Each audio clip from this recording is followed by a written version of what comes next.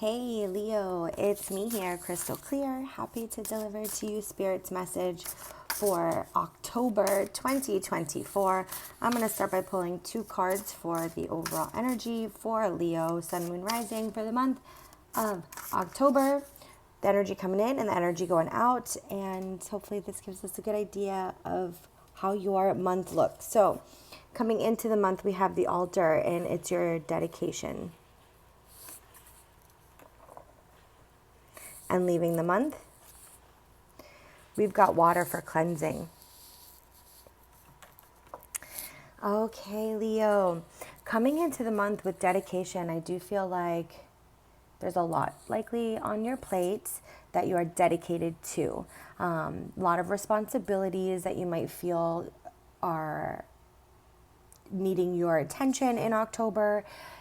It could be that you just have like a lot of things on your calendar, or maybe you feel like you're spread a little too thin. And with altar, what Spirit is reminding you is to make sure you have a safe space, a place where you can go, where you can clear your mind, you can center yourself. It doesn't come natural, especially in our culture.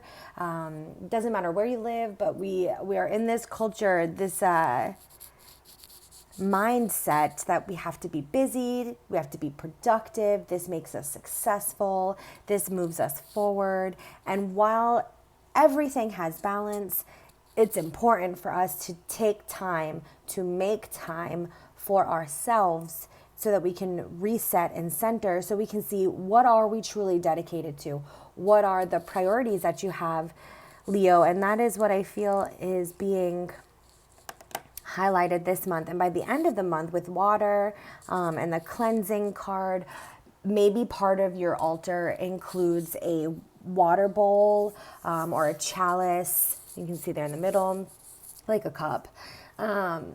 Maybe part of your practice when you're sitting in your dedicated space at your altar, you're using water as cleansing. And simply, are you drinking enough water as you go about the day, Leo? Make sure that you're staying properly hydrated, not even just drinking, good water, but eating foods that are hydrating and have good water content. Because water can really help ground you, or where you feel you are giving too much of yourself. When you connect with water energy, you can ground yourself a bit more. You can tame that fire a little bit. All right, so we're gonna pull 4 cards for the month and for Spirit's message for tarot. Let's see what we have. So we've got King of Cups, the High Priestess, 4 of Cups. Yeah, perfect. The World. Yeah, so first and foremost, Spirit's message from what I see from these cards, the King of Cups is making your emotion. I also see like you've got 2 cups in the High Priestess, which is very intuitive. Intuition, moon, water, it's all connected. So a lot of these cards are also indicating the water element, which is connected to emotion. And sometimes I feel like for some of you, you're so busy so that you don't feel some of the emotions that you have lingering, either for a relationship, a past relationship that either didn't quite work out, or someone who has your heart that you just haven't gotten over, or like the King of Cups is typically some deep loyalty, but also deep emotion. And so I do feel like for some of you, you are extra busy so that you don't either allow yourself to feel this deep emotion, because the 4 of Cups is about wanting to disconnect. The 4 of Cups is kind of pulling yourself back or pulling yourself out. And yeah, disconnecting is the best way to describe that in this situation.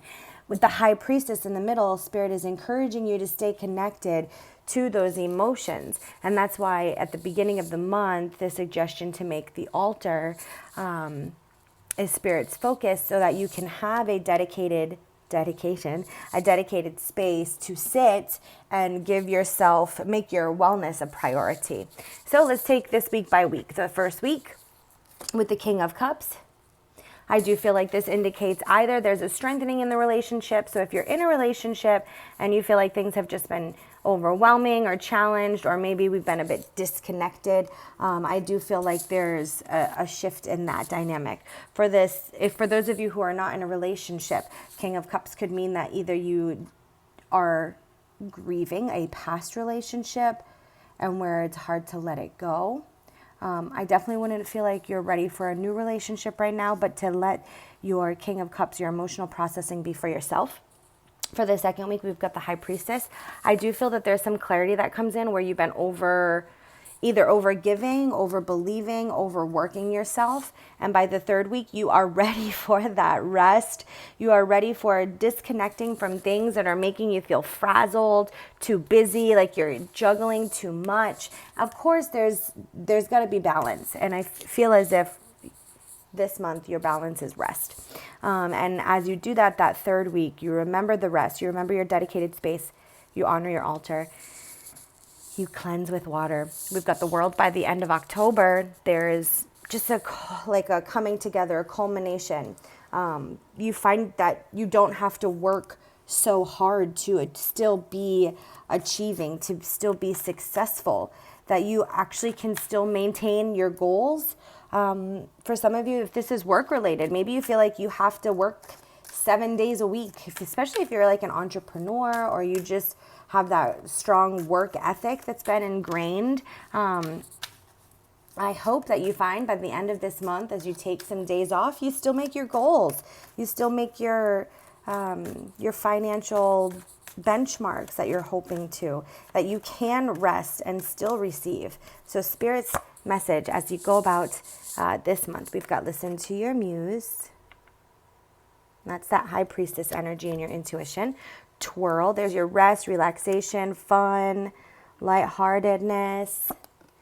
And finally, embody grace. Again, this grace is like the space between when we do something and there's a reaction to that. So I feel like Spirit's advice with these 3 cards is to really slow down in between what you're doing and the result of it, to allow yourself that space in between.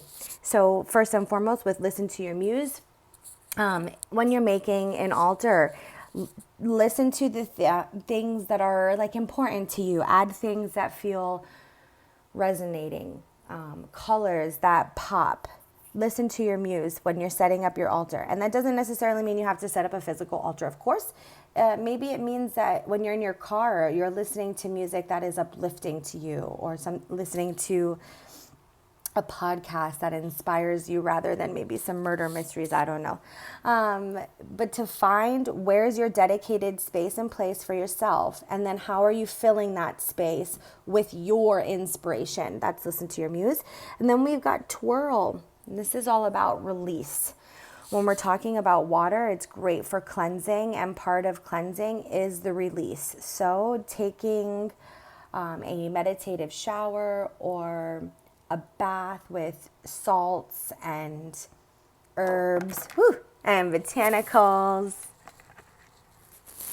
to bring as much of you, your essence, your